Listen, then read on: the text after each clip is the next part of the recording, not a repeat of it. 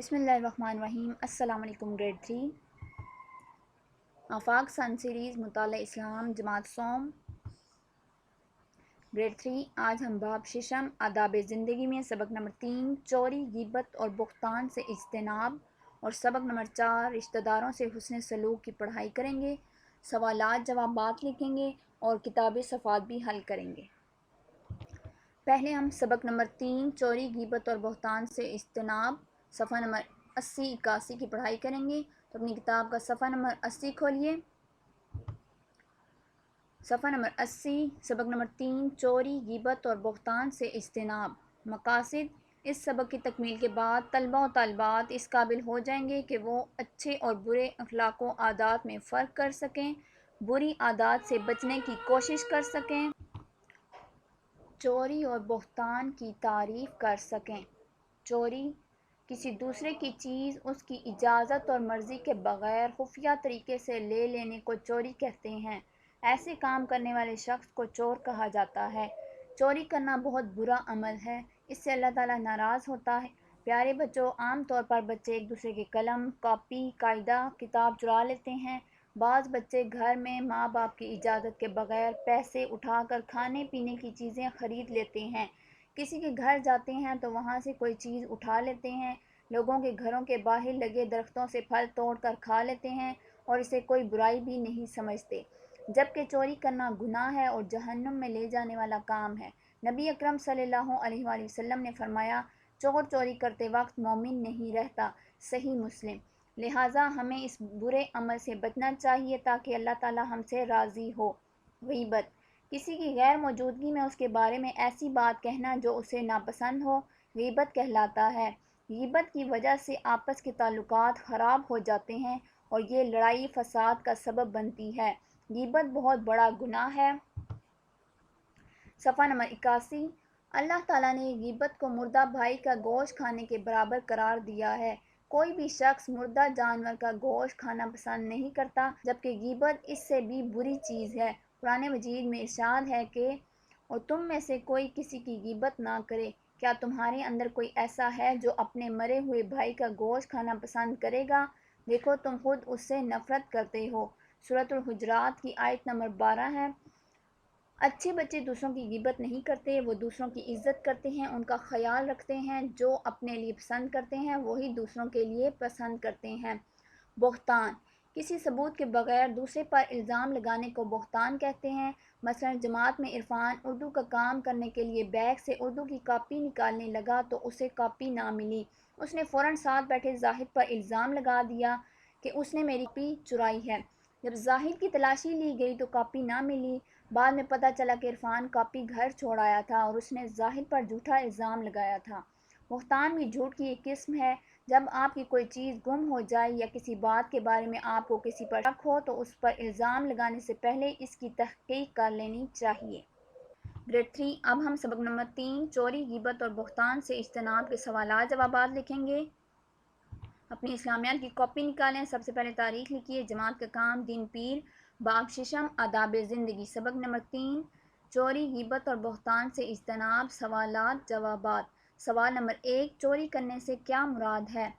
جواب: کسی دوسرے کی چیز اس کی اجازت اور مرضی کے بغیر خفیہ طریقے سے لے لینے کو چوری کہتے ہیں۔ سوال نمبر 2، نبی اکرم صلی اللہ علیہ وآلہ وسلم نے چور کے بارے میں کیا فرمایا ہے؟ جواب: نبی اکرم صلی اللہ علیہ وآلہ وسلم نے چور کے بارے میں فرمایا کہ چور چوری کرتے وقت مومن نہیں رہتا۔ سوال نمبر 3، غیبت کسے کہتے ہیں؟ جواب: کسی کی غیر موجودگی میں ایسی بات کہنا جو اسے ناپسند ہو، غیبت کہلاتا ہے۔ سوال نمبر 4، بہتان کسے کہتے ہیں؟ جواب: کسی ثبوت کے بغیر دوسرے پر الزام لگانے کو بہتان کہتے ہیں۔ سوال نمبر 5، قرآن مجید میں غیبت کرنے والے کے بارے میں کیا کہا گیا ہے؟ جواب: قرآن مجید میں ارشاد ہے کہ اور تم میں سے کوئی کسی کی غیبت نہ کرے۔ کیا تمہارے اندر کوئی ایسا ہے جو اپنے مرے ہوئے بھائی کا گوشت کھانا پسند کرے گا؟ دیکھو تم خود اس سے نفرت کرتے ہو۔ کتاب کا صفحہ نمبر 82 سرگرمی ہے، درست جواب پر ٹک کا نشان لگائیں۔ چوری انسان کو لے جاتی ہے جہنم میں، بے پر ٹک کا نشان لگائیں۔ کسی ثبوت کے بغیر دوسرے پر الزام لگانے کو کہتے ہیں بہتان، جیم پر ٹک کا نشان لگائیں۔ غیبت کرنا گوشت کھانے کے برابر ہے مردہ بھائی کا، الف پر ٹک کا نشان لگائیے۔ غیبت کی وجہ سے دوسروں کے دل میں پیدا ہوتی ہے بدگمانی، جیم پر ٹک کا نشان لگائیں۔ ذہنی آزمائش، درج ذیل بیانات میں سے چوری، غیبت اور بہتان کی نشاندہی کریں۔ اسلم اکرم کا دوست تھا، ان دونوں میں کسی بات پر لڑائی ہو گئی۔ اسلم نے اپنے ایک تیسرے دوست کے پاس جا کر اکرم کی برائی کی کہ اکرم بہت لڑاکا ہے، اسے غیبت کہتے ہیں۔ صفحہ نمبر 83۔ شفیق نے مبشر کے ساتھ مل کر ہمسایوں کے باغیچے میں سے پھول توڑے۔ جب ہمسایوں نے شفیق سے پوچھا تو شفیق اور مبشر دونوں نے اپنے ایک اور دوست سے بہتان کہتے ہیں۔ عامر کو اس کی خالہ نے خوبصورت قلم دیا، اس نے جمال دکھا کر بیگ میں رکھ لیا۔ وقفے کے دوران میں جب وہ کلاس سے باہر سے چپکے سے قلم نکال لیا، یہ چوری کہلاتا ہے۔ گریڈ 3 اب ہم سبق نمبر 4 رشتہ داروں سے، تو اپنی کتاب کا صفحہ نمبر 84 کھولیے۔ حسن سلوک، مقاصد، اس سبق کی تکمیل کے بہن بھائیوں اور رشتہ داروں کے ساتھ اچھے تعلقات کی عادت اپنا سکیں۔ بڑوں کا احترام اور چھوٹوں سے شفقت کے ساتھ پڑھیے۔ رشتہ داروں سے مراد چچا، ماموں، خالہ، پھوپھی اور ان کی اولاد ہے۔ قرآن مجید میں اللہ تعالیٰ نے رشتہ داروں کے ساتھ حسن سلوک کرنے کا حکم دیا ہے۔ اللہ تعالیٰ کا ارشاد ہے، اور والدین کے ساتھ رشتہ داروں کے ساتھ اچھا سلوک کرو، سورۃ النساء آیت نمبر 36۔ رشتہ داروں کا یہ حق ہے کہ ہم ان کی عزت کریں، ان کا احترام کریں۔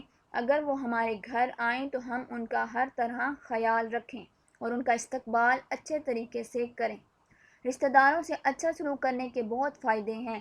اس کی وجہ سے آپس میں پیار اور محبت بڑھتی ہے، اتحاد و اتفاق پیدا ہوتا ہے، رزق میں اضافہ ہوتا ہے، انسان بہت سی پریشانیوں سے بچتا ہے اور لڑائی جھگڑے ختم ہو جاتے ہیں۔ نبی اکرم صلی اللہ علیہ وآلہ وسلم اپنے رشتہ داروں کے ساتھ بہت اچھا سلوک کرتے تھے اور ان کی طرف سے دی جانے والی تکلیفوں پر صبر فرماتے تھے۔ ہمیں بھی پیارے نبی صلی اللہ علیہ وآلہ وسلم کے طریقے پر چلنا چاہیے۔ سبق نمبر 4 رشتہ داروں سے حسن سلوک، سوالات جوابات۔ سوالات جوابات اب ہم لکھیں گے۔ سب سے پہلے تاریخ لکھیے، جماعت کا کام دن بدھ، باب ششم، آداب زندگی، سبق نمبر 4 رشتہ داروں سے حسن سلوک، سوالات جوابات۔ سوال نمبر 1، رشتہ داروں سے اچھا سلوک کرنے کے حوالے سے اللہ تعالیٰ نے قرآن مجید میں کیا فرمایا ہے؟ جواب، رشتہ داروں سے اچھا سلوک کرنے کے حوالے سے اللہ تعالیٰ نے قرآن مجید میں ارشاد فرمایا ہے کہ اور والدین کے ساتھ رشتہ داروں کے ساتھ اچھا سلوک کرو۔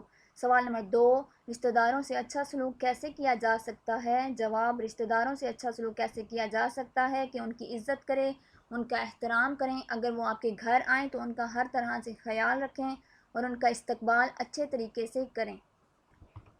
اب ہم سرگرمی حل کریں گے۔ صفحہ نمبر 85، درست جواب پر ٹک کا نشان لگائیں۔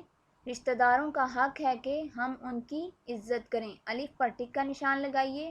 چچا، ماموں، خالہ، پھوپھی اور ان کی اولاد کہلاتی ہے رشتہ دار، بے پر ٹک کا نشان لگائیے۔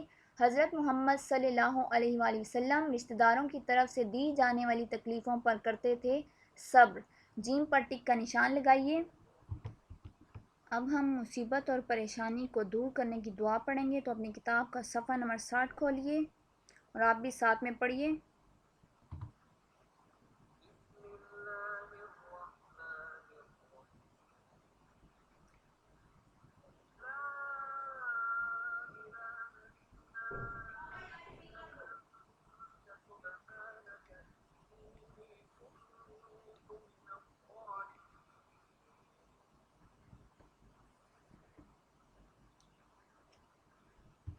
گریڈ 3 یہ تمام کام آپ نے خوش خط لکھنا اور یاد کرنا ہے۔ اللہ حافظ۔